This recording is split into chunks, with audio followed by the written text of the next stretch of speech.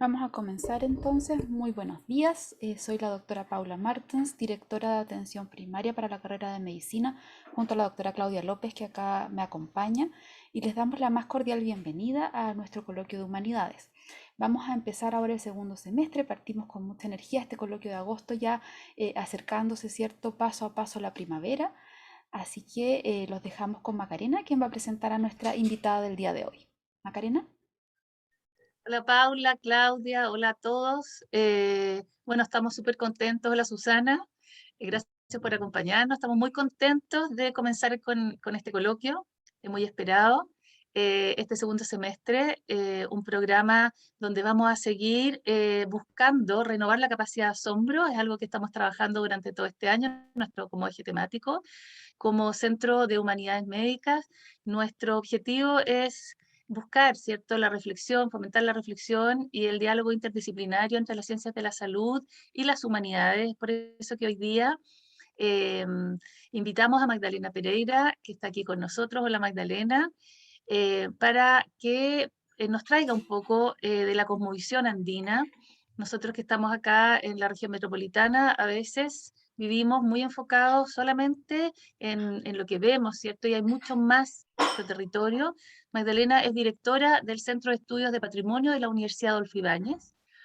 Es licenciada en Historia de la Pontificia Universidad Católica de Chile y doctora en Historia del Arte de la Universidad de Sevilla. Tuvo por este mismo doctorado, ¿cierto? Estuvo yendo y viniendo varias veces a esa preciosa universidad. Y luego se radicó a vivir en Arica, Parinacota, donde vivió más de 17 años, donde fundó y actualmente sigue dirigiendo la Fundación Altiplano, una fundación que ha hecho mucho por el rescate, la valoración, la puesta en valor del patrimonio de todas las comunidades del norte, ¿cierto? En lo que es la conservación y restauración de los templos andinos, y junto con eso la puesta en valor de la cosmovisión y de las creencias de las comunidades. ¿Ah? Yo traje acá esta, estos elementos que se utilizan para el floreo, por ejemplo, de las llamas. Ya nos va a contar ahí Magdalena mucho más. Ella ha participado junto a la fundación de una serie de publicaciones que ponen en valor todo esto que les estoy contando de las comunidades de Arica y Paranacota. Han publicado libros, nos compartió un libro ayer que no sé si lo tienen, pero se lo vamos a volver a reforzar. Han ganado Fondat, Fondesit. Hoy específicamente ella trae una charla que se llama La Vizcacha y el Puma en los templos de Arica y Parinacota, el arte de la devoción andina. Es a partir de la puesta en valor y la conservación de los templos andinos de Arica y Parinacota, donde ella propone esta lectura de las expresiones artísticas de la cultura aymara, eh, más allá de la dimensión religiosa, escapa de la tradición religiosa, una cosmovisión y dimensión de lo sagrado. Eh, Así es que dejo con ustedes sin más a Magdalena para que nos cuente sobre esta charla. Como siempre, el micrófono va a permanecer cerrado, pero abierto en el chat, y cuando Magdalena termine su presentación vamos a poder enriquecer el diálogo con las preguntas de ustedes.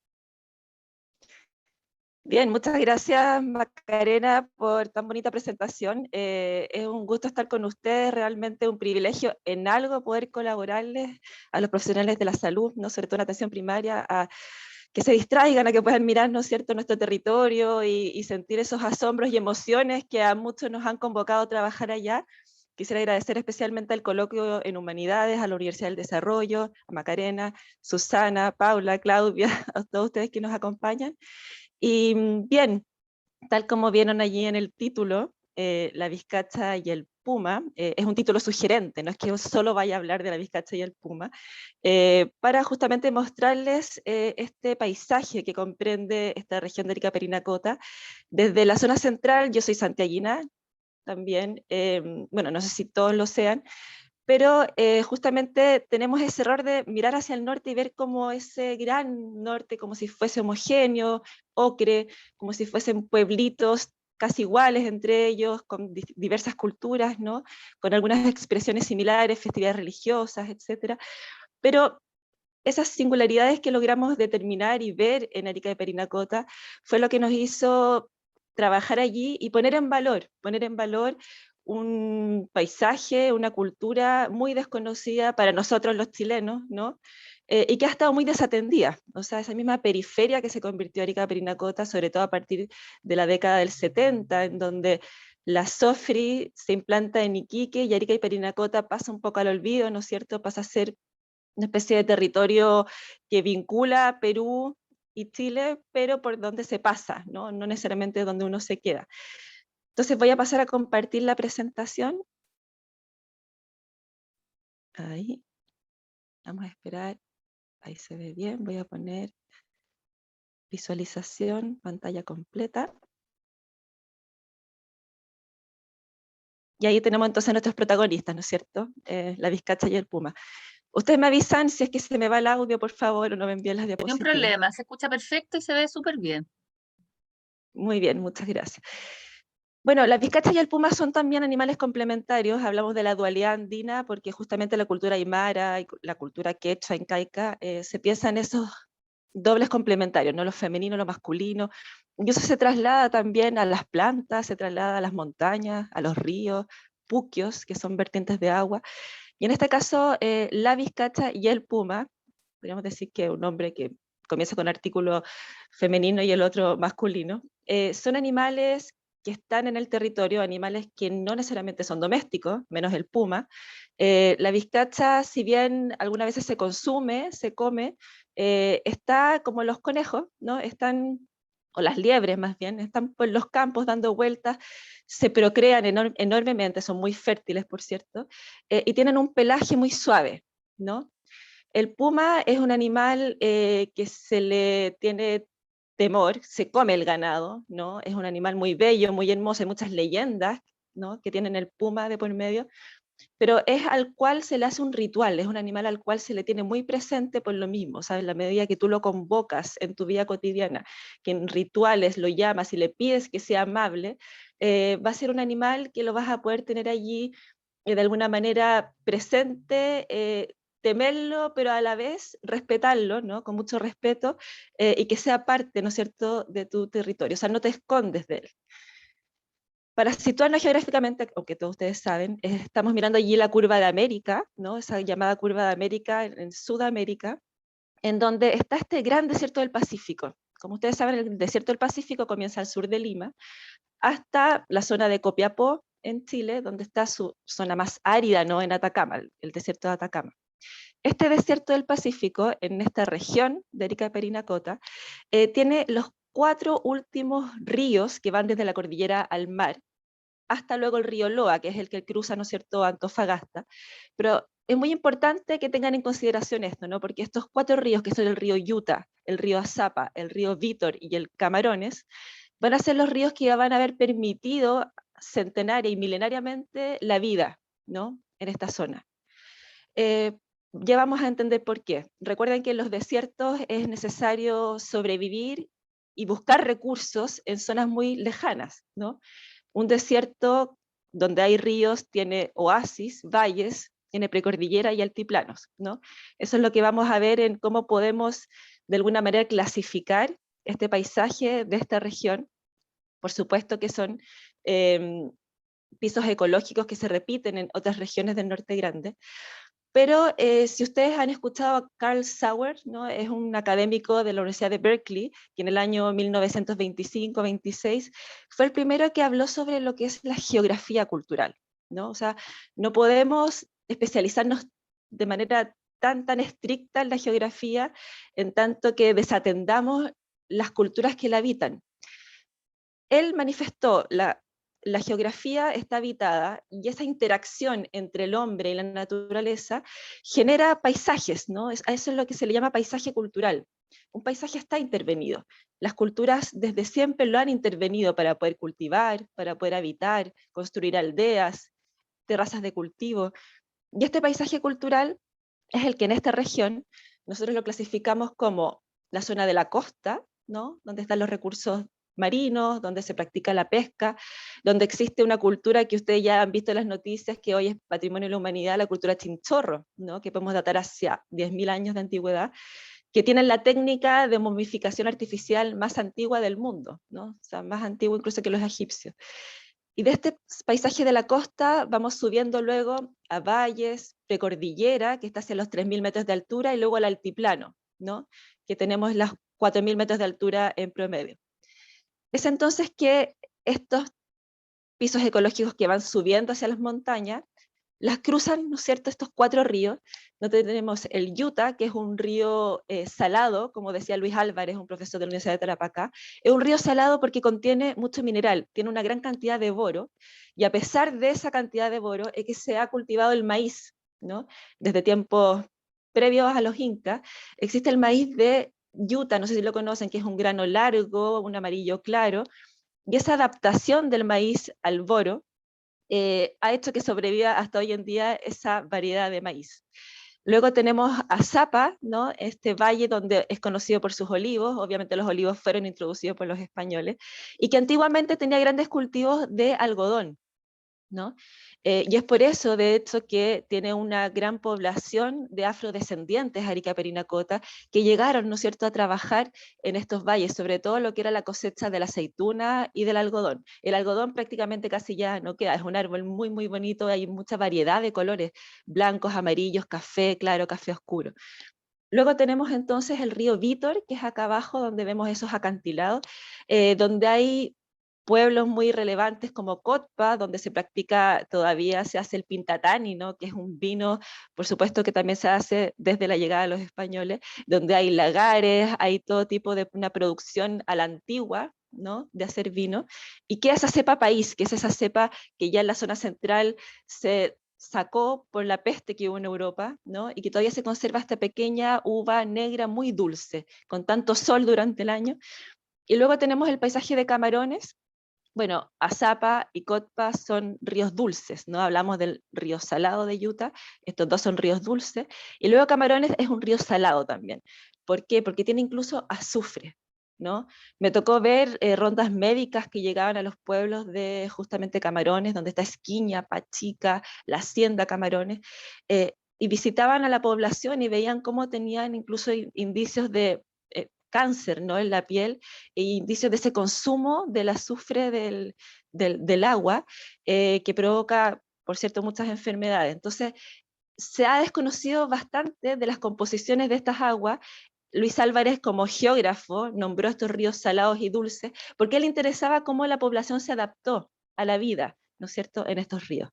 En el río de Azapa, el agua siempre fue intermitente, como ustedes saben, llovía desde diciembre hasta febrero, ya no tanto, pero esas lluvias eran las que hacían que el río de Azapa bajara con caudales tan grandes que rompía, por cierto, terreno cultivable y llegaba al mar arrastrando de todo. Fue entonces que en la década de los 50 se canaliza el río Lauca y se crea entonces esta posibilidad de que Azapa tenga agua de manera permanente durante el año. Dentro entonces de estos paisajes y de esta diversidad ecológica, como ustedes ven, son 16.000 kilómetros cuadrados donde tenemos desde los nivel del mar desde la costa, los valles 2.500 metros, la precordillera 3.500 metros y el altiplano 4.500 metros, es donde se dan toda esta serie, ¿no es cierto?, de plantas, hierbas. Están las queñuas, que es el árbol que crece hasta mayor altura. Si ustedes han visitado el Cusco, se van a encontrar con unas queñuas de gran altura en la plaza central del Cusco. En nuestra zona la queñua no es tan alta, pero es el árbol que permanece allí, a pesar de los 3.000, 3.500 metros. Y por supuesto nos encontramos con una diversidad de animales como la vizcacha, el puma, el suri, que es la avestruz. Nos encontramos también con las guayatas, una serie de aves que están sobre todo en el altiplano, como la gaviota andina, ¿no? Y son todos estos animales que se han adaptado en esta zona, son estos animales además que se encuentra la última rama de lo que es la cordillera de las Huaylillas, que comienza en el sur peruano, y que en precordillera termina esta cordillera de las Huaylillas y que permite que haya mayor biodiversidad, ¿no? Encontramos diversas materialidades como ¿Por qué hablo de materialidades? Porque luego vamos a ver las construcciones, ¿no? Entonces estas construcciones se adaptan a las materialidades disponibles. Y encontramos la paja brava, ¿no? Como vemos a don Vicente Mamani, que está allí recolectando la paja Itu, que se llama en Aymara. Es la paja que se utiliza en las techumbres, ¿no? Que permite justamente que el agua no pase, que no filtre, que permite cobijar y que permite que esas techumbres tengan, mediante la paja y el barro, el abrigo necesario para que no se lluevan estas construcciones en tierra, ¿no? Que son normalmente construidas en mampostería en adobe o también en piedra. Don Vicente está recolectando ahí paja brava en su hacienda que queda a los pies del Parinacota. A lo lejos van a ver el Parinacota, ¿no es cierto?, en la fotografía, y es una especie que está protegida, ¿no? Entonces empezamos también a ver cómo el Estado protege ciertas especies. La queña está protegida, la paja brava está protegida, pero de alguna manera congela y no permite que se continúe, ¿no es cierto?, construyendo con esas materialidades de por medio, con permisos y burocracias que a veces hacen más difícil ese habitar y esa restauración o conservación de esos antiguos oficios y formas de vivir. Ya les voy a ahondar en este punto más adelante. Hablábamos de la variedad de plantas, el maíz, por ejemplo, vimos que había un maíz especial en Utah, y en precordillera podemos encontrar estos maíces de todos colores, ¿no? Es una belleza estética, amarillos, rojos, cafés, naranjos, entre otros. En precordillera hay toda esta variedad, todavía se consume, todavía se cultiva, y es posible encontrarla, ¿no? Entonces, culturalmente estábamos hablando, ya referí a estas momias, ¿no?, que ahora están en las noticias. Las características de esta momificación artificial es que justamente se retiran las partes blandas del cuerpo, ¿no? Se arma el esqueleto, el cual bajo la piel se coloca totora y paja para rellenar, ¿no? Y luego incluso se hacen estas máscaras de arcilla, ¿no?, para poner sobre el cráneo, y la peluca se hace de manera artificial, se le adhiere la peluca. Entonces, podríamos decir que el cuerpo de alguna manera se descompone de sus partes, se saca lo que se pudre, ¿no? Y se realizaron estas momias, esta momificación, esta veneración por los antepasados, ¿no? Porque es una manera de conservar los cuerpos y respetar justamente a tus antepasados mediante estas técnicas. Hay distintos colores, hay arcillas rojas, tienen sus distintos significados, hay sus ajuares funerarios que han permitido que los arqueólogos puedan investigar sus prácticas, ¿no es cierto?, de pesca, que incluso los chinchorreros, que hoy en día los podemos ver todavía en Arica y Parinacota, siguen pescando de a dos con sus redes, es un arrastre, ¿no? Que también se realizó en algunos momentos con cuero de lobo inflado, como ustedes conocen, estas distintas técnicas que todavía persisten, no de la misma forma, pero se siguen utilizando. De chinchorro estamos hablando de los años, como les comenté, 10.000, 7.000 antes de Cristo. Sin embargo, de la costa, aunque hubo cierta recolección en los Valles Bajos, es el altiplano donde tenemos que nosotros mirar para entender mejor culturalmente esta región. ¿Por qué? El medio de transporte de esta zona, recuerden que para complementar nuestra alimentación en este territorio, en este desierto, debemos movernos, ¿no? En la zona del altiplano tenemos carne, tenemos lana, podemos ir a la precordillera a recolectar vegetales, ¿no? Podemos después bajar a los Valles Bajos a tener frutos, pero es necesario moverse. ¿Cómo nos movemos? A pie, sí, por cierto, pero también en llamas, ¿no? Recuerden que los camélidos son los animales del altiplano. Entonces, los poderíos, los señoríos culturales más importantes están en el Titicaca, ¿no? No sé si conocen Tiahuanaco. Tiahuanaco es una cultura que habitó el lago Titicaca, actualmente en Bolivia. Bueno, la mitad es boliviana y la mitad es peruana. Y esta cultura que se ha datado desde el año 1100 a.C. hasta el 1100 después de Cristo aproximadamente, es una cultura que tiene monumentos. Existe Tiahuanaco, donde tú puedes en un sitio arqueológico ver el Señor de los Báculos, ¿no?, que es una deidad que está tallada en piedra. Hay toda una serie de vestigios, ¿no es cierto?, culturales. Estamos mirando acá un gorro de 4 puntas, ¿no?, que era una forma muy sofisticada que tenían de hacer estos textiles.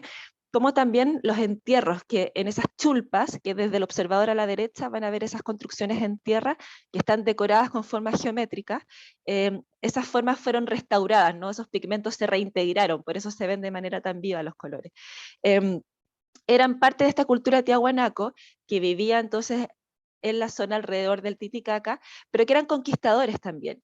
Y Tiahuanaco lo que hacía era justamente implantar pequeños grupos, ¿no?, de familias en los distintos pisos ecológicos. Entonces, de Titicaca veíamos grupos tiahuanaco que habitaban, por ejemplo, en la zona del altiplano, bueno, chileno o boliviano.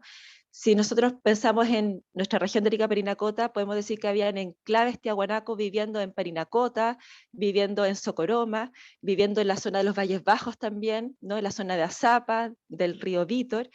Y estas pequeñas colonias permitían que se asegurara, ¿no es cierto?, la producción de esas zonas y se pudiese intercambiar. ¿Qué es lo que pasa con Tiahuanaco? Les pido disculpas porque voy a hacer como un repaso demasiado rápido, histórico-cultural. ¿Qué pasa con Tiahuanaco? Que hacia el año 1100 se desintegra. Hay diversas teorías sobre esto. Se cree que se pelearon con los urus, que serían los balseros en Totora, que son muy conocidos del Titicaca, que existen hasta hoy en día, que se hubiese peleado con esta cultura del norte del Titicaca y hubiesen de alguna manera vencido los urus y Tiahuanaco tuvo que emigrar, ¿no? Entonces se desintegró esa marca principal, esa zona principal de habitar. Sin embargo, también se cree que era una gran sequía, no dejó que siguieran cultivando en esa zona de las orillas del Titicaca, y ellos han tenido que bajar y en definitiva quedarse viviendo en las zonas más bajas de la región, en nuestra región, por ejemplo, de Arica y Parinacota. Entonces tenemos este gorro de 4 puntas que es característico de esa cultura, tenemos esas torres chulpas, torres funerarias donde se entierran, ¿no es cierto?, a los muertos. También se encuentran algunos cuerpos momificados allí, pero por momificación natural, ¿no?, por las condiciones secas, el clima también no te hace mucho frío, hay diversas condiciones que permiten que los cuerpos se mantengan. Y las cerámicas que ven ustedes abajo son las cerámicas características, ¿no es cierto?, que podemos encontrar incluso en nuestros pueblos andinos de nuestra región, que dan cuenta de ese habitar, ¿no?, de esta cultura tiahuanaco en nuestra zona. Entonces, estaba Tiahuanaco habitando hacia el 1100, ¿no es cierto?, de manera más estable ya en nuestra zona, cuando esa desintegración perjudicó esa hegemonía que existía, Tiahuanacota, y se empiezan a fortalecer una cultura local que le llaman cultura arica. Los arqueólogos, claro, ponen estos nombres de acuerdo a las características que ven en cerámica, en los registros, ¿no? Acá estamos viendo un personaje que está tallado en piedra, ¿no? O sea, esto es arte rupestre.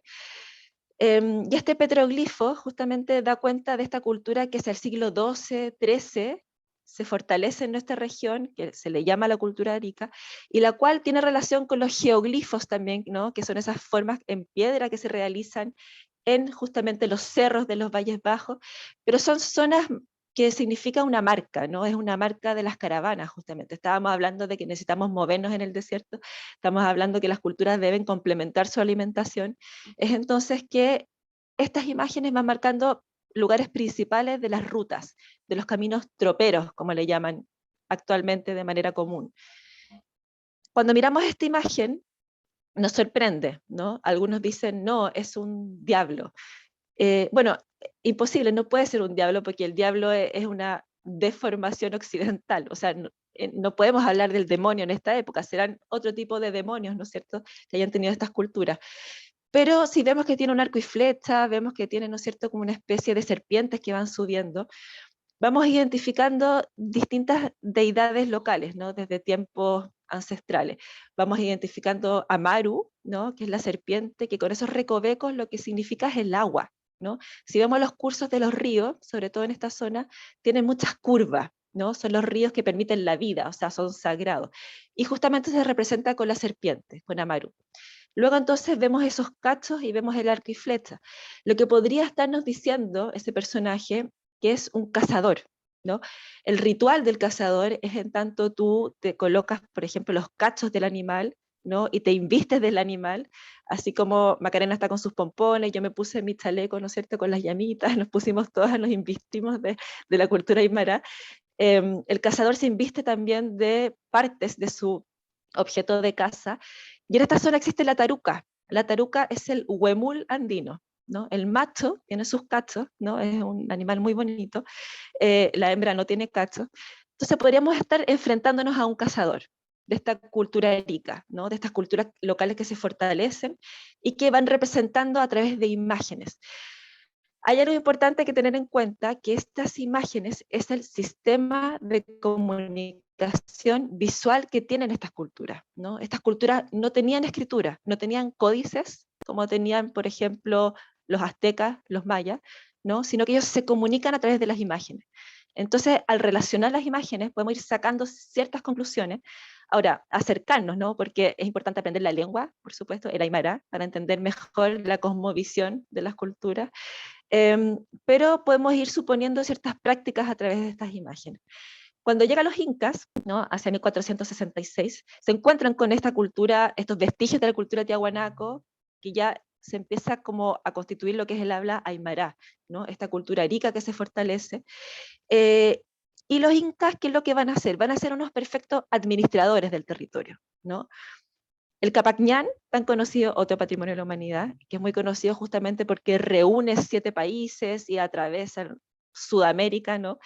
Em, para la gente local son caminos troperos, como les decía, son caminos caravaneros.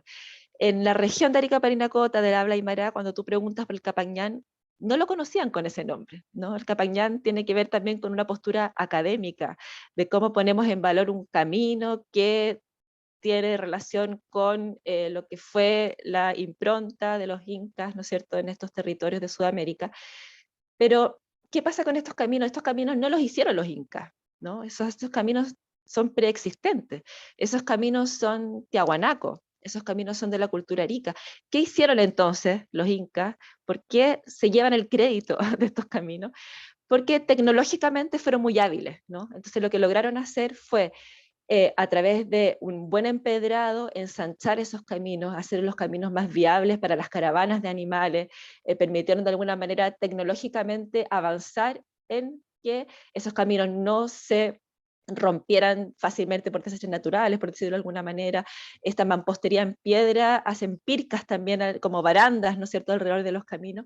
Y esa tecnología que ellos aplican es la que finalmente conocemos como el Capacñán, o el Camino del Inca, ¿no? Aquí estamos viendo arriba pequeños vestigios cerámicos que se han encontrado en pueblos en nuestra región de lo que fue la cultura inca, que se asienta también, ¿no?, en estos pueblos para asegurar esos intercambios y asegurar su hegemonía, ¿no?, su imperio que van a crear.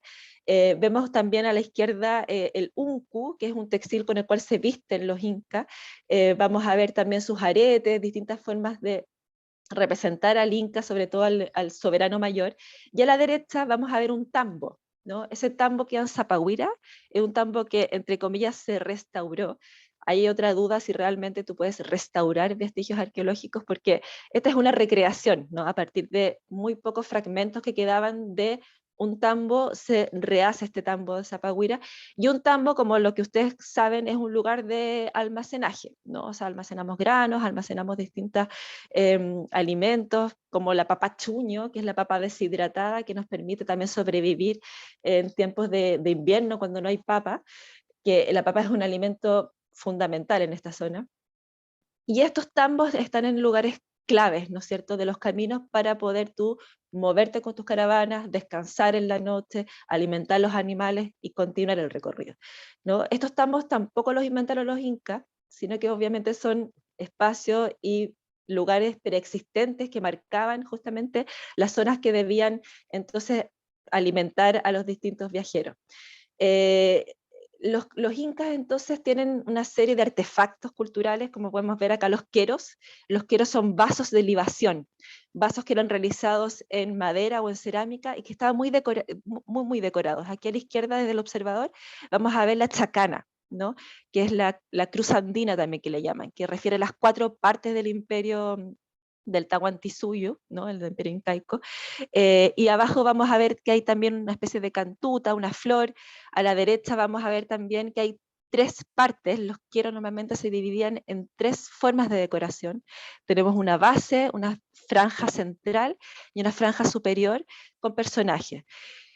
La forma íconos que están en los queros van a ser muy parecidos a los íconos que están en los textiles, ¿no? También, si recordamos esas chulpas tiahuanaco que vimos antes, hay formas geométricas, ¿no? Estas formas, ¿no es cierto?, se van de una cultura a otra heredando, ¿no? Se van comunicando, conversando, estas iconografías que representan cosmovisiones, ¿no? Que representan distintos elementos de las cosmovisiones locales, como comentábamos, son formas de comunicación, o sea, no son decorativos meramente. En las sociedades preindustriales, las imágenes, lo bello es útil, lo que es funcional a la vez es bello, ¿no? O sea, tenemos que siempre tener en consideración que estos artefactos, estas vestimentas, estos textiles que tanto nos sorprenden y que el europeo cuando llegó se maravilló, es justamente porque tiene un gran significado, ¿no? O sea, no está decorado, podríamos decir, sino que está realmente siendo iconográficamente queriendo transmitir algo, ¿no? O sea, tiene un contenido, una narración y una memoria.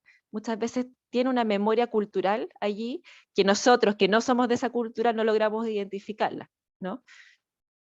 Es entonces también que podemos encontrar, estos son dos arqueólogos, Niemeyer y Dalsberg, que son arqueólogos que llegan en la década del 70, 80 a trabajar en las regiones del norte, y se encontraron que en este gran quipu, me imagino que han escuchado lo que son los quipus son estos sistemas de cuerdas anudadas que normalmente se creían que era de contabilidad, ¿no? Que eran para contar animales, contar como censar población. Sin embargo, las últimas investigaciones y artículos refieren cómo eran contenedores también de memoria cultural, cómo los quipus, esos nudos iban narrando acontecimientos, ¿no? Acontecimientos principales, batallas, invasiones u alianzas familiares, entre muchos otros tipos de narraciones. Allí hay anécdotas simpáticas, por decirlo de alguna manera, como en tiempos coloniales, por ejemplo, cuando debían ir a confesarse los indígenas, había un quipu camayoc, que es un traductor de quipus. Entonces llegaba el señor indígena con su quipu y se quería confesar, y el quipu camayoc era el que interpretaba ese quipu, qué es lo que había querido memorizar, ¿no es cierto? Esa persona se quería confesar. Pero el Quipu Camayoc al sacerdote le contaba solo las cosas buenas, ¿no? O sea, hacía como una especie de, desagregaba eso que lo podía condenar de manera muy fatal y solo le contaba al sacerdote las cosas que no eran tan terribles. Bueno, luego identificaron esas prácticas y el Quipu Camayoc dejó de ser un intérprete y dejaron de alguna manera, cuando ya se avanzó en el lenguaje español, las confesiones eran más bien directas.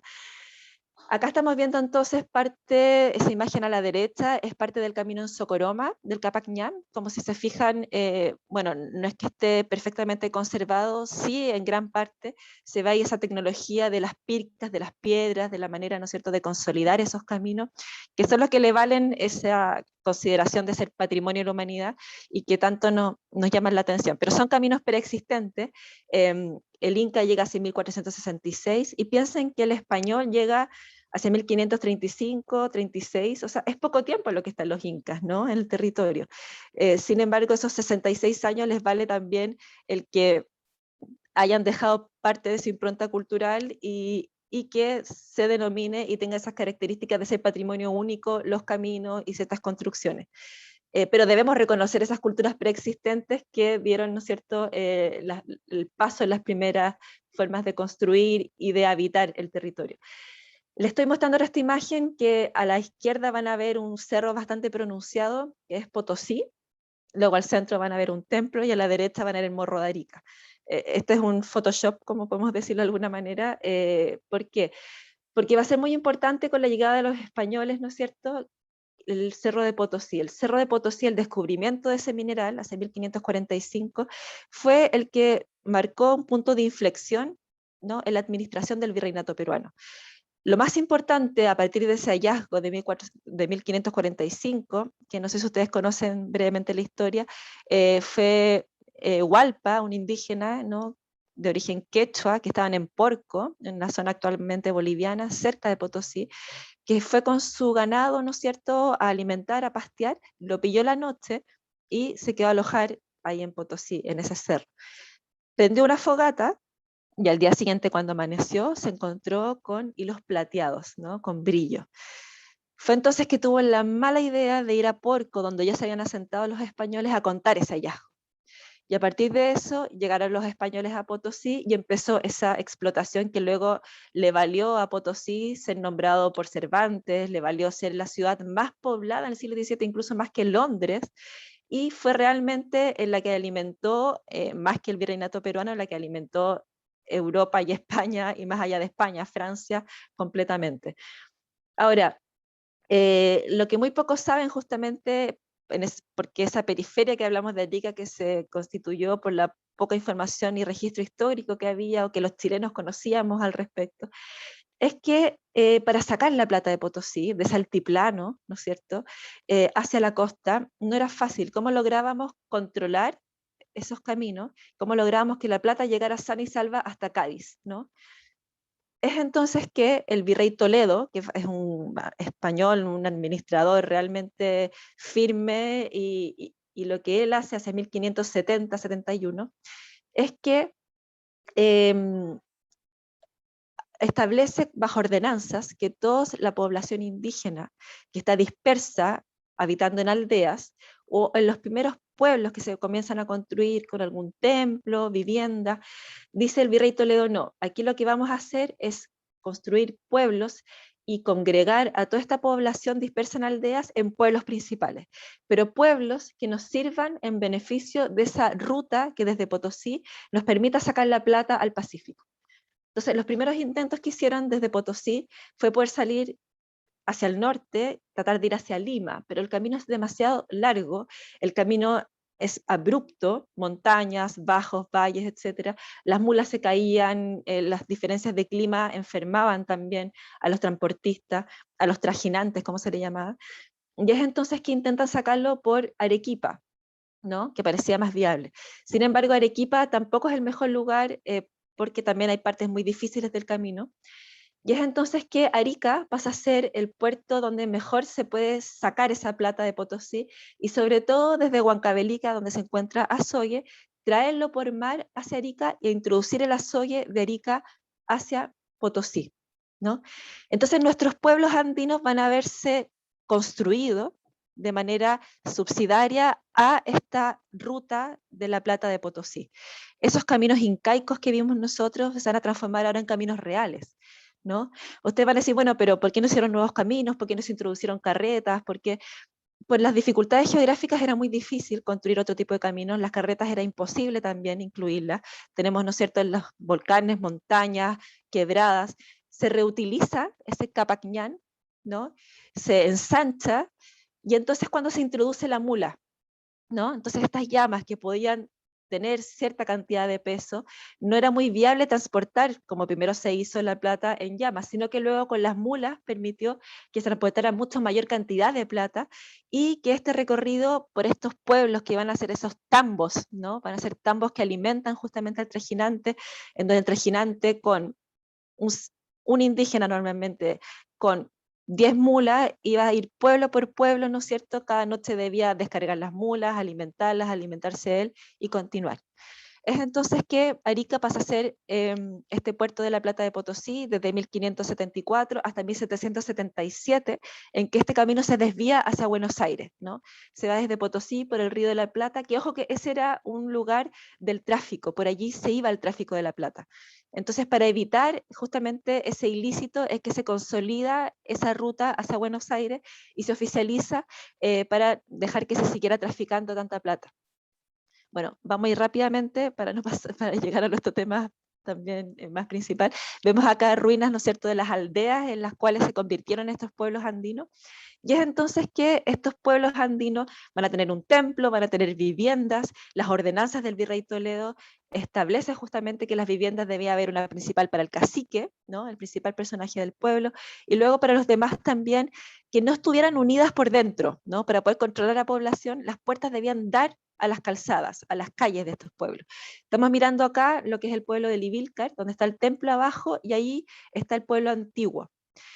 Y ese templo, ¿no?, se proyecta normalmente hacia el exterior, porque al construirse un templo en la zona sobre todo en México, en Bolivia, en Perú, en nuestra zona latinoamericana, se van a adaptar esas formas europeas y se van a hacer abiertas. ¿Por qué? Porque nuestra población indígena estaba acostumbrada a la veneración al aire libre.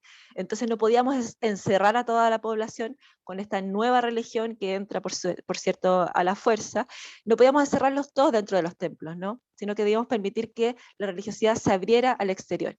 Y es entonces que estos templos pasan a llamarse templos abiertos, que se compone de un atrio exterior, que eran los cementerios antiguos, hasta que se crean los cementerios fuera de los pueblos en el siglo XIX recién. Y desde ese atrio se proyecta entonces hacia las montañas con los calvarios, se construyen diversas construcciones y altares que permitan también hacer presencia en ese paisaje donde antes habían huacas, adoratorios prehispánicos, ¿no? Se intenta establecer entonces esa nueva religiosidad de manera presencial. Estos templos entonces normalmente construidos en adobe o en piedra, tenemos el templo acá principal con su techo de paja, el atrio es lo que está dentro de ese muro perimetral, ¿no? Y también este caso que estábamos viendo que es Zaguara, que queda en Camarones, aquí a la derecha vemos una construcción que es un ushnu. Un ushnu es una plataforma incaica, ¿no? Que significa que el Inca pasó por ahí. Y con piedras de ese ushnu se construyó este templo de Zaguara. Esa conversación entre lo material y entre lo indígena y lo español, por supuesto que se sincretiza, convive, pasa a ser parte de una nueva realidad, ¿no? Y es entonces que estos templos van a tener posas, ¿no? Que son pequeños altares donde las procesiones van a ir parando, y donde entonces se van a incorporar, además de las mulas, les digo esto porque voy a volver sobre eso, también los caballos. E incluso en los petroglifos vemos que se van a labrar, ¿no es cierto?, estos nuevos animales. Algo interesante reflexionar es que así como vemos que estos nuevos templos que se construyen, esta nueva religiosidad que de alguna manera debe hacerse de esa tradición material anterior, ¿no? Esa construcción de los ushnu, las piedras, se reutilizan. Las culturas locales ya construían con adobe, también se construía en tierra, ¿no? Es el material disponible en el territorio. Ahora, los españoles introducen un sistema de ladrillos de 30 por 60, ¿no? Con unos adobes más grandes. Entonces, esas técnicas empiezan a dialogar y empiezan a convivir también en los edificios, en estos nuevos templos. Es entonces que en los petroglifos, como también en los queros que vimos antes, esos vasos de libación, y en los quipus, se empiezan también a incluir esta nueva cosmovisión europea, ¿no? Entonces, así como se registraban en las piedras esas imágenes de cazadores, se siguen registrando durante la colonia también lo que va a ser la introducción de los animales, el cabalgar, que para ellos va a ser algo que les va a gustar mucho, además les va a permitir moverse de manera más rápida, ¿no?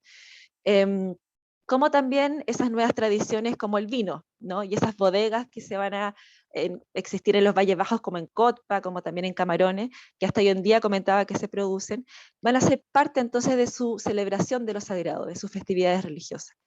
Este es Pachama, es un templo que queda en la precordillera Arica-Parinacota. Entonces hay pintura mural maravillosa y donde podemos también identificar entonces elementos locales, como veíamos esas cosmovisiones aymaras antiguas, que conviven, ¿no es cierto?, con estas nuevas cosmovisión y tradición europea. Estos templos, por supuesto, además de vestirse, por decirlo de alguna manera, con pinturas murales, con lienzos, con retablos, incluyen, por supuesto, instrumentos musicales. Vemos acá un órgano que acabamos de restaurar en la iglesia de Belén, arpas. La música va a ser fundamental, porque la música va a ser parte de esa performance, de esa manera de seducir a ese feligrés, a ese fiel al que le estamos enseñando esta nueva religiosidad. Va a ser la música, va a ser la imagen, los olores, ¿no? El incienso va a ser fundamental para que estos neófitos, esta nueva cultura se maraville y se asombre con esta nueva realidad, ¿no? El asombro es algo que la imagen utiliza, el asombro es algo que la imagen siempre ha sido una herramienta política, social, que lo vemos hasta en los grafitis hasta hoy en día, ¿no? De hecho, hay una política eclesiástica en la imagen, luego del concilio de Trento, en donde justamente con la reforma protestante, lo que determina el Vaticano va a ser que la imagen sea un vehículo de conversión, y el barroco, ¿no?, que todos conocemos, este horror al vacío, esta gran información de colores y de imágenes, va a ser una herramienta de seducción, ¿no? para justamente convocar a estos feligreses, que junto con las platerías, ¿no? Porque esta plata de Potosí también se va a traducir en objetos funcionales a la liturgia, funcionales a esta nueva religión, va a brillar, va a resplandecer y va a incluir entonces formas de ángeles, también va a incluir incluso formas y animales locales, ¿no? Estos objetos, objetos de música, objetos de platería, lienzos, toda esta cómo se visten estos templos, van a haber sido donados por los mismos pobladores, ¿no? Al construirse los templos, lo que se hace, lo que los sacerdotes hacen, justamente los doctrineros, los misioneros, es fundar cofradías en que los pobladores de ese lugar se reúnan en torno a la devoción de un santo. Entonces hacen cargo del altar, por ejemplo, de San Santiago, de San Andrés. Y ese altar, esas cofradías, esos mayordomos que integran una cofradía, deben donar y deben legar objetos, deben legar platería, deben donarle la misma imagen, conseguirla, comprar una imagen y preocuparse que se haga la fiesta. Sin fiesta no es posible continuar. La fiesta es principal, ¿no? La fiesta del Santo Patrono es necesaria para asegurar la fertilidad del ganado, para asegurar el bienestar del pueblo. Entonces es que vemos aquí en Pachama, ¿no es cierto?, esos restos de pintura mural, y vemos cómo se integran textiles de tradición prehispánica, como el chuce. Hay una referencia del chuce, ¿no es cierto?, que era hecho con lana de camelio, de alpaca, llama, luego se incorpora la oveja, ¿no?, también. Pero los chuces eran realizados desde el periodo formativo con 4 estacas y pasan a ser parte de lo que son el ajuar de los templos. Los textiles incluso, ahí vemos el chuce, tiene este diseño geométrico que tiene que ver justamente con esa decoración prehispánica que veíamos en Tiahuanaco, en Tahuantinsuyo, los incas, y el chuce va a ser parte entonces también de rituales, en donde se va al santo a poner sobre el chuce, se le va a colocar hoja de coca y ese santo se le va a pedir que haya un buen año para la comunidad. Ese chuce entonces nos recuerda el cariño por el ganado que existe en la cultura y lo importante para ellos que es conservar sus llamas, sus alpacas, ¿no es cierto? Y que los pastores son fundamentales en el altiplano para la sobrevivencia de la cultura. Vemos este textil, un textil industrial allí, ¿no? Que es un aguayo o yicya, que está cubriendo el altar, y ese aguayo que está bajo los santos es el aguayo con el cual se cargan las guaguas, ¿no? Entonces, el cargar las guaguas para la cultura aymara es sagrado, es una práctica doméstica, pero que tú estás conteniendo el futuro, ¿no? Y es entonces que los santos van a estar sobre también ese aguayo, e incluso si tú sacas al santo del templo, debe ir con su aguayo, cargándose, ¿no? Esas prácticas culturales se trasladan entonces a esta religiosidad. Por eso le llamo devoción andina, porque ya pasa a ser un tipo de religiosidad que difiere tanto de la que conocemos de la tradicional o ortodoxa católica, sobre todo en la zona central, que pasa a tener todas estas características que la enriquecen, ¿no? Si vemos en la parte superior, en esa pintura mural, vemos allí una máscara de puma y vamos a ver una cabeza de ángel al lado. Ahí tenemos un chuce que está sobre las gradas de la tarde de Parinacota, mientras los chuces ese textil, ¿no es cierto?, de camélido cubre las gradas del presbiterio, de lo más sagrado del altar. Las yiquias y los aguayos cubren los altares de los santos. Las escenas que hay en la pintura mural, esta es Parinacota, están compuestas de una catequesis, aquí es esa imagen del terror, del juicio final, del leviatán que nos va a tragar a todos los pecadores y nos va a llevar al infierno y nos van a castigar, así como lo mal que nos portamos. Si cometimos los 7 pecados capitales, eternamente nos van a castigar. Si cometemos la lujuria, eternamente vamos a tener la lujuria, o la gula, eternamente vamos a sufrir la gula. Y es entonces que San Miguel Arcángel, ¿no es cierto?, va a pesar las almas, y los demonios nos llevarán al infierno, o nos salvaremos junto a los que resucitan en el purgatorio y nos iremos al cielo. Ese recurso de catequesis visual, recordemos que no existía la escritura, de a poco van aprendiendo la lengua, y tampoco había sacerdotes permanentes en este territorio. Entonces la imagen era una herramienta muy necesaria para recordar esas doctrinas, recordar cuáles eran las penas del infierno si no seguías, ¿no es cierto?, cómo se debía vivir de manera moralmente justa. Tenemos entonces a la izquierda una escena que nos llama la atención en este juicio final, que va a ser un local, un parinacotense que mira a un español y mira a un mestizo, que podría ser un cacique, ¿no? Y el español le está ofreciendo dinero, y el cacique o mestizo le está ofreciendo el poder, un báculo. Y ese parinacotense se está dividiendo, ¿no?, esas dos caras, hacia la seducción y tentación del poder o la seducción y la tentación del dinero. Ese es un recordatorio y un énfasis local dentro de esa gran composición del juicio final.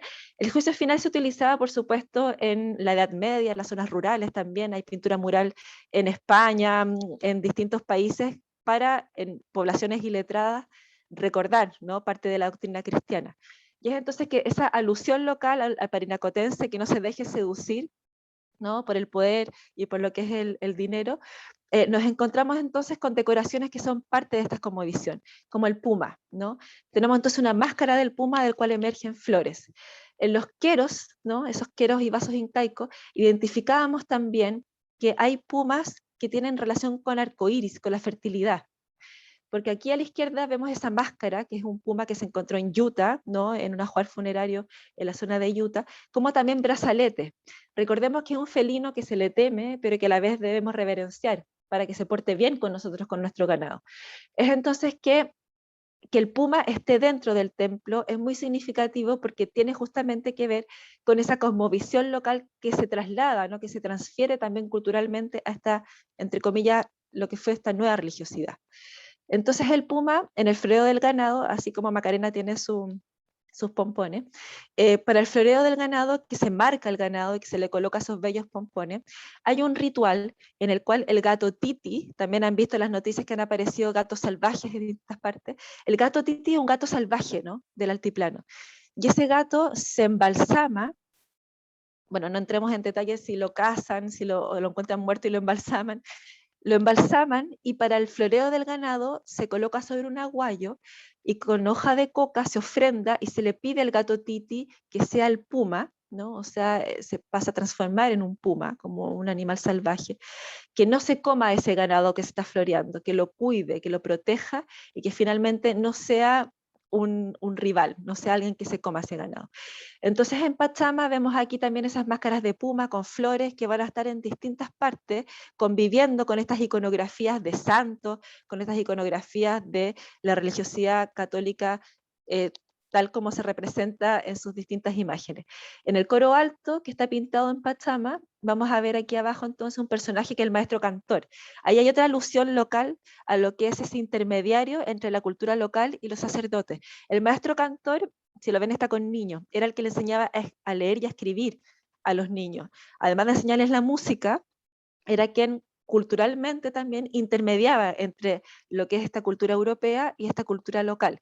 Y ellos se representan en esa pintura mural, porque esas pinturas, esas piedras para estos nuevos templos, ¿quiénes las hacían?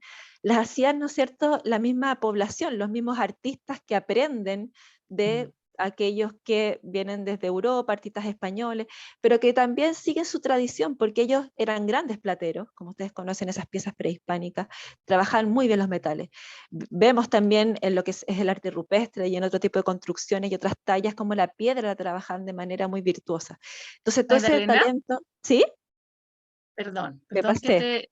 Sí, dale. no, o sea, nos queda un tiempo, Ya. pero está tan interesante todo tan interesante que yo quise, y sé que tenemos hartas personas que están acá escuchándote. Me encantaría dejar, o sea, saber un poco cuánto es lo que te queda para que podamos tener algún diálogo y escuchar algunas preguntas, porque no me cabe duda que deben haber.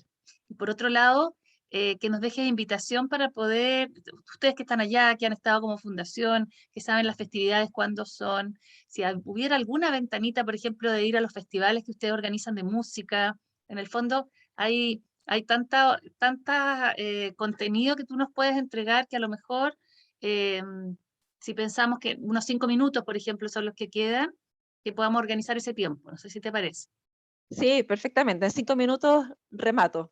Sí, no te preocupes. Y después hablamos Genial. sí. Bien, entonces rápidamente vamos a pasar del puma a la vizcacha, que este es animal que está presente, ¿no es cierto?, en la precordillera, este animal que tiene que ver con la fecundidad y que su pelo también se utiliza para los textiles y que va a estar representado en las portadas también de los templos, ¿no? Si se fijan ahí en esa portada del Libilcar, está la vizcacha, probablemente les sea difícil identificarla porque pero está ahí, y tiene colgando una vid, ¿no? O sea, una vid que es una decoración totalmente barroca, europea, que llega a esta zona, y que justamente se integra con esta cosmovisión local. En los campanarios también vamos a encontrar la vizcacha, ¿no? Allí que se le representa en la zona alta como media escondida, pero va a estar presente como una especie de firma de lo que es esa cultura local. El mono, incluso el mono, que es un animal tropical, recordemos que desde el altiplano, ¿no? Incluso, bueno, boliviano, peruano, está muy cerca abajo lo que es la zona de los bosques tropicales. Y el mono se ha encontrado en ajuares funerarios en nuestra zona en Utah, en donde era un animal doméstico para los niños. Hay ajuares de niños que están con pequeños micos. Entonces el mono era parte de esta complementariedad, también nos da cuenta cómo se trasladaban, ¿no?, de las zonas bajas a las zonas altas. Entonces lo que les comentaba justamente es cómo ellos mismos son los artistas, los artesanos, que aprenden estas nuevas técnicas, las figuras e imágenes de madera y tela encolada, ¿no es cierto?, que son clásicas de esta zona, que se hacen por doquier. Entonces es ellos como integran también su devoción. Esta imagen, este santito está cubierto con algodón, justamente para que no sea un invierno muy helado, para que no hele mucho y perjudique la producción. Y así como este tipo de transferencias las vamos a ir viendo en distintos objetos. Aquí hay en Socoroma, ¿no? Es un depósito arqueológico que la comunidad habilitó con los hallazgos que hubo de la restauración del templo. Vemos un pequeño eríbalo incaico, que ellos mismos juntaron las piezas, y que está decorado, ¿no es cierto?, con una media luna, que es parte de sus iconografías. Entonces, esta devoción y estos templos van a ir recogiendo, además de parte de esa cosmovisión, objetos. Acá vemos unas latitas de la salitrera. Mucha población migró en tiempos del salitre a trabajar allá y vuelven a los templos y van dejando parte de sus memorias culturales. Eso es muy bonito porque justamente vemos en este alojamiento y decoración cómo esa memoria cultural no es solo, obviamente, prehispánica, sino que es activa en el tiempo, ¿no? Y se van dejando esas memorias históricas hasta hoy en día. Vemos este templo como está grafiteado incluso con un camión, cuando llega el camión al altiplano, vemos relojes, fechas. Es una manera de ellos entonces de conversar con los templos e ir dejando sus registros, ¿no? Hablábamos de esta tradición, no necesariamente tanto de escribir, sino que de ir plasmando en imágenes lo que es su vida cultural. Y los rituales asociados a esto, que son la pagua, la ofrenda, que se siguen sucediendo y se hacen para las fiestas patronales, es algo que también se complementa con la alimentación, la escalatanta, que es este pan que se hace sobre piedra, un pan muy rico, que pueden también probar por allá, y que finalmente se va celebrando en las festividades como el Pachayampe, esta es la siembra de la papa, en donde de a dos, hombre y mujer, la mujer pone la semilla de la papa, o sea, el hombre con esta pala que ven ahí, la pala andina, abre el surco, la mujer pone la papa, van cantando, van bailando y hacen una competencia. Los que primero terminan la hilada de colocar las papas son los que ganan esa competencia y se ganan algún licor, alguna cerveza o qué sé yo. Esa es la celebración de lo sagrado, en donde culminan siempre las festividades, siempre bailando, con música, con olores como el incienso, ¿no? Como parte entonces de esta convivencia o este sincretismo cultural. Con esto voy cerrando entonces con este paisaje de los Payachatas, con este pastor que sobre todo es un llamado de atención a los pastores que ya cada vez quedan menos, pastores que vienen desde otros países a trabajar, ¿no es cierto? Y que los animales finalmente son los camélidos la fuente de esta cultura, su piel, su lana, ¿no?, y su carne, y son quienes les han permitido justamente sobrevivir en el gran desierto del Pacífico. Y con eso termino. Muchas gracias. Gracias, Magdalena. Aquí Ricardo Ronco, que es nuestro decano, dice, en el chat, dice, felicitaciones, gran presentación, dominio profundo del tema, dan ganas de partir a Utah lo antes posible. Quisiera abrir el micrófono a los que quieran hacerles preguntas directamente a Magdalena, aprovechando que está acá. Efectivamente dan ganas de recorrer contigo y con la Fundación Altiplano ese lugar. Y como te decía, yo soy una gran admiradora de todo lo que ustedes han hecho. Así es que quiero dejar abierto ahora la palabra por si hay algunas preguntas de los que están acá. Yo sé que ustedes hacen estos festivales, a lo mejor hay fechas que nos puedas decir, que podamos ir, cuando se pueda, ¿no es cierto?, cuando la pandemia lo permita. Hablamos también de la posibilidad de hacer algún intercambio con nuestros becados, con nuestros internos, a lo mejor para poder hacer algunas prácticas allá. Lo hablamos con la Susana, yo le comenté a la Magdalena, me decía ella que encantada. Sí, bueno, lo bonito es que a raíz de esta restauración de los templos, que fue esta primera invitación que nos hicieron las comunidades a restaurar, porque la chilenización produjo cambios dramáticos en el territorio, ¿no? O sea, primero se produjo un gran despoblamiento que tiene que ver con el tema de la educación, ¿no? Que tuvieron que bajar muchos niños a Arica.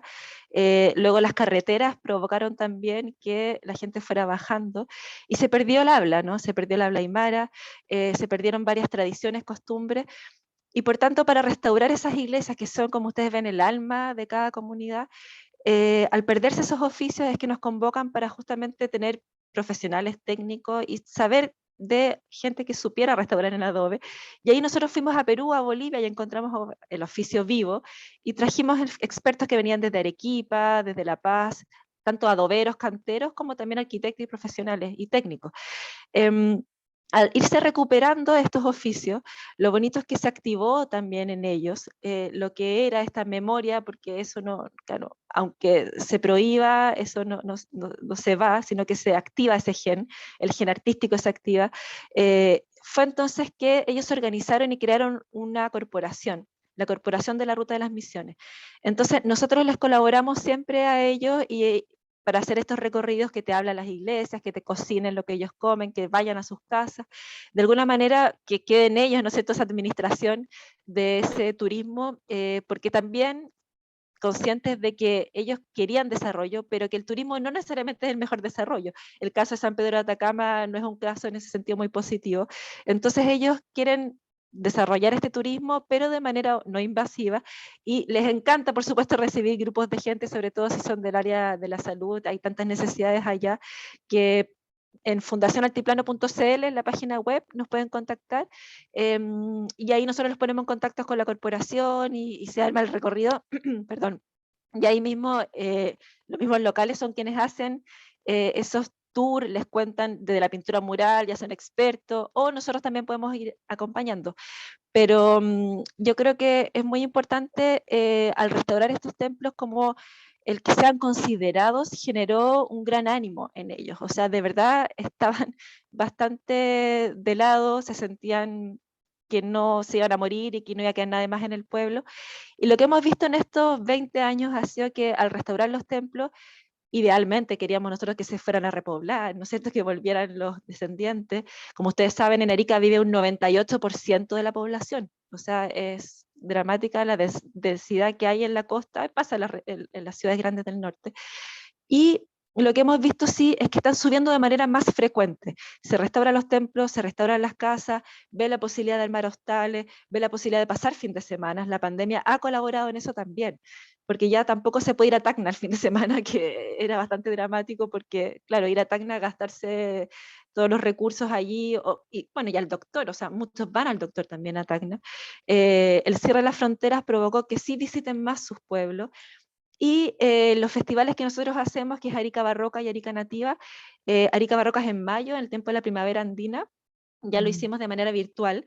Y en noviembre es Arica Nativa, que también en la página web está la información, que claro, este año también va a ser virtual o semi o híbrido probablemente, porque tendremos algún concierto con aforo reducido en algún pueblo, en donde mostramos películas locales, se hace un taller, escuelas también de cine, pero las festividades religiosas durante todo el año, desde el floreo del ganado en febrero, en abril Semana Santa, que además Semana Santa es como a la tradición que ya en España se perdió, yo creo, ¿no? Es toda la noche con la procesión, avanzando, retrocediendo, cargando adobes. Es realmente impresionante esa devoción.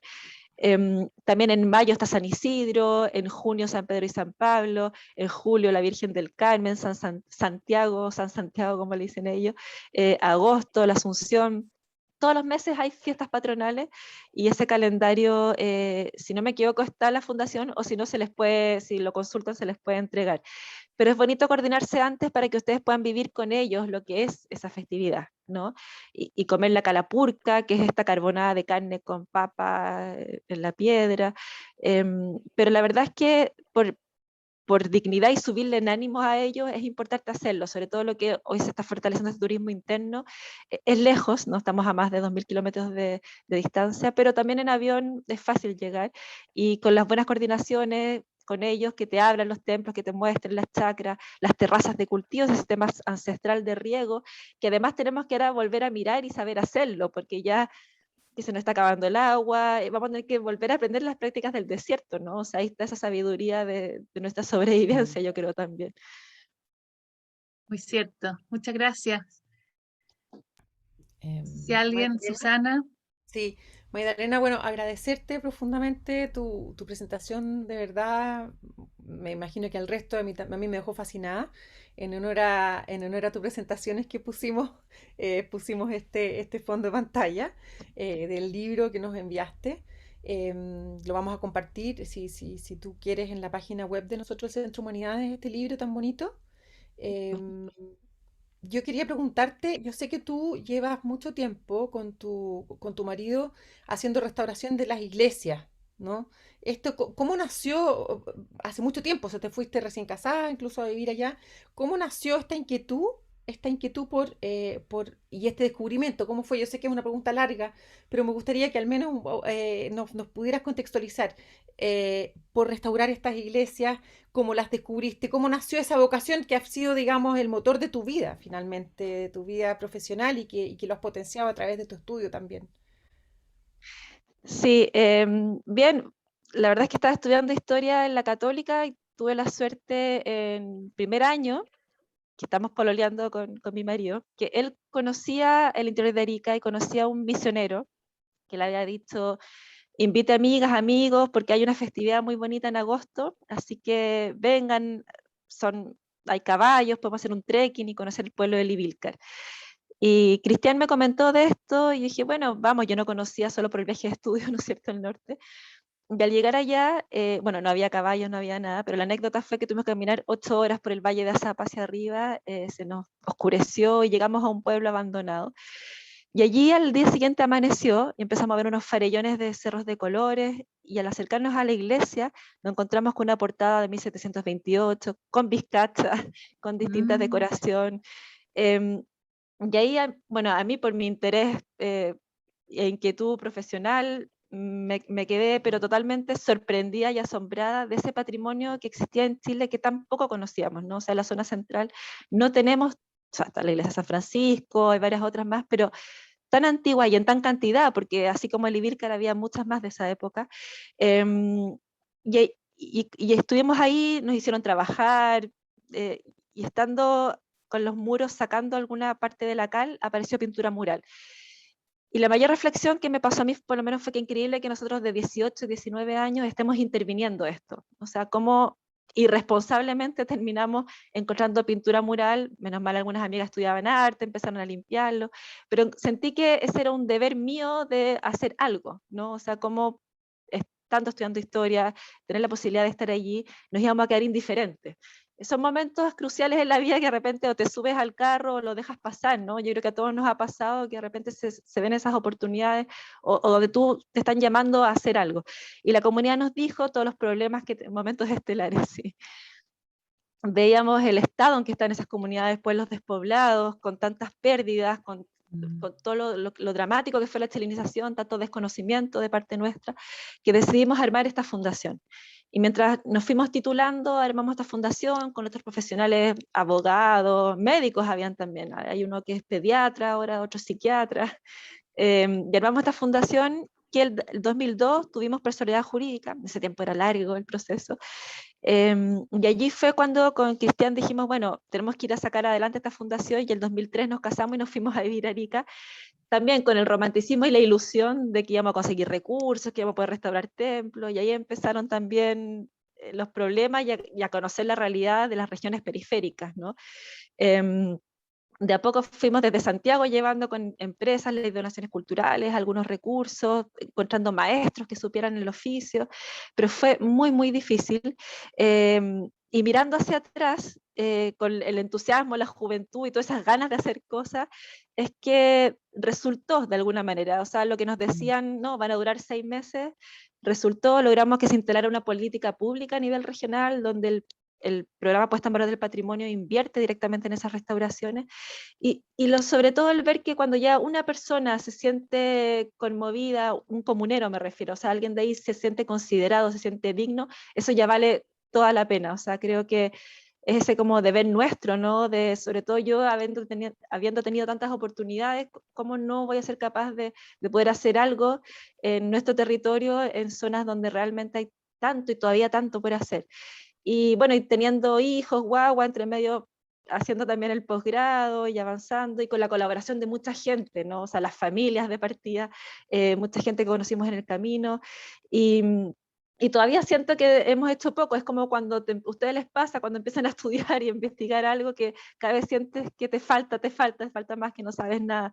Y claro, ahora nos trasladamos a Viña, pero el equipo de la fundación sigue allí, restauramos 2 templos recién, con todas las burocracias y problemas del tema, pero vemos que las comunidades están muy empoderadas, y lo bueno es que ya ellas mismas nos dicen, ¿saben qué? Nosotros lo podemos hacer.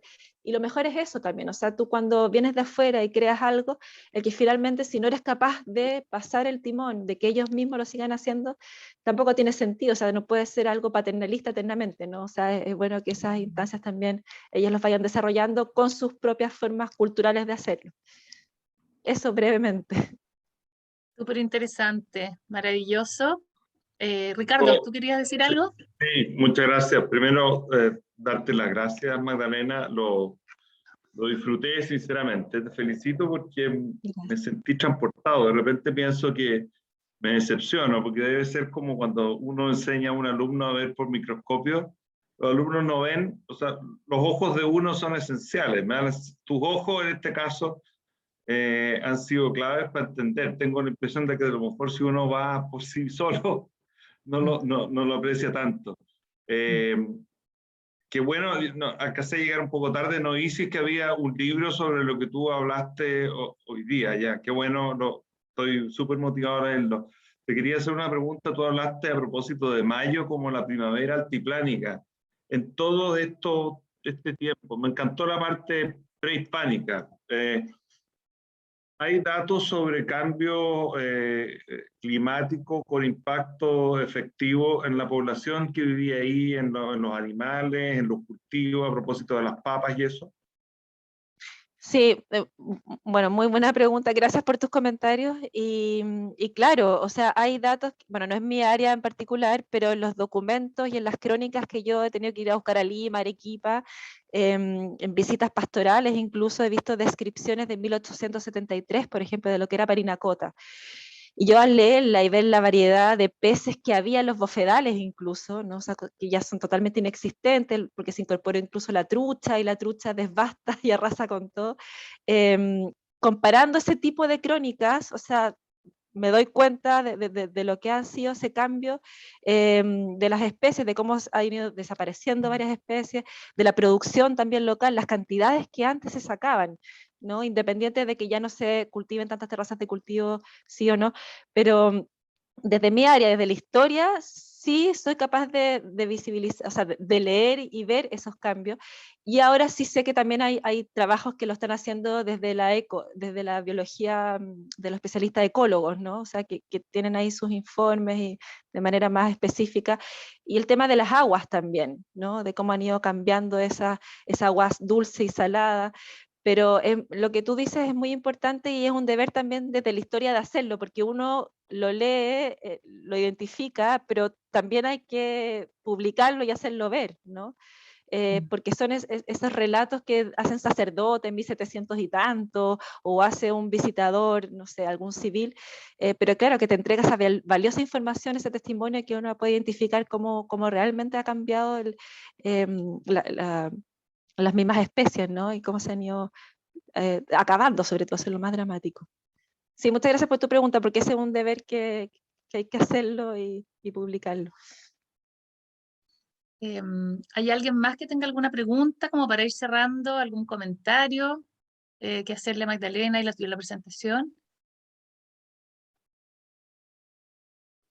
Una última, Magdalena, que no sé si, probablemente no es tu área, pero se conocen, así a propósito de lo que estamos viviendo, enfermedades propias o epidemias que tuvieron en la era prehispana, antes de que llegaran los españoles, después algo más sabemos, propias de la región, que hayan causado así mortalidad grande en la población.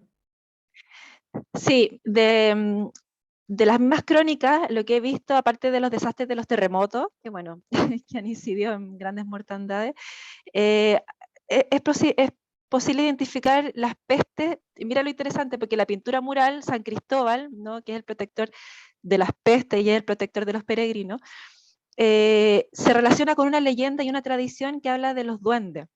Entonces, como en Pachama, por ejemplo, hubo una gran mortandad de niños y hablaban de una peste que después esos niños aparecen como duendes y dicen, tú todavía puedes escuchar las risas de esos niños o los llantos, ¿no?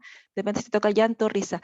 Pero esa memoria es impresionante, es muy bonita. Ahora, yo debiera quizás buscar registros más científicos sobre eso, ¿no? No le he puesto atención, pero sí incluso a través de la imagen, o sea, porque una devoción en particular está queriendo justamente proteger a esos niños y la leyenda, por otra parte, te está diciendo de esa gran mortandad, uno puede sacar esas conclusiones, ¿no? En tanto, pero estoy hablando de tiempos coloniales tempranos, tú me estás hablando de tiempos prehispánicos.